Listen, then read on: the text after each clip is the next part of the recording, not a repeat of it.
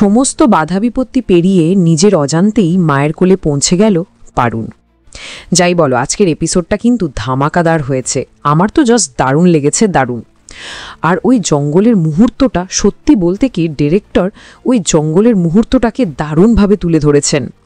আর তার সাথে সাথে যেভাবে ব্যাকগ্রাউন্ড মিউজিকের ব্যবহার করা হয়েছে পুরো এপিসোড জুড়ে, সেটা কিন্তু এই এপিসোডটাকে যেন আরও বেশি করে জীবন্ত করে তুলেছে।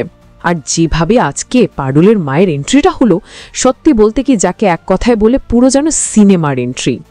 কথাটা বললে হয়তো বেশি বলা হবে, কিন্তু পারুলের মা যেভাবে তীর চালাতে চালাতে আজকে সামনে এলো, আমার কিন্তু এই সিনটা দেখে বাহুবলীর অনুষ্কা শেট্টি মানে দেবসেনার তীর চালানোর কথাটা মনে পড়ছিল। আর শাওলি ভট্টাচার্য মানে যিনি এখানে পারুলের মা, উনি যেহেতু দারুণ একজন অভিনেত্রী, তাই ওই মুহূর্তটা আরও বেশি যেন জীবন্ত মনে হচ্ছিল। মানে যাকে এক কথায় বলে পুরো পয়সা উসুল মোমেন্ট, পুরো আগুনে মোমেন্ট। বাকি বাবা ভুবনেশ্বরের কৃপায় পারুল কিন্তু নিজের অজান্তেই তার মায়ের কোলে গিয়েই পড়ল, তার মায়ের কোলেই জ্ঞান হারালো। আর তার মাও কিন্তু নিজের অজান্তেই তার মেয়েকে সুস্থ করতে উঠে পড়ে লাগলো। তবে চিন্তার বিষয় হচ্ছে এখনও কিন্তু পারুলের জ্ঞান ফেরেনি।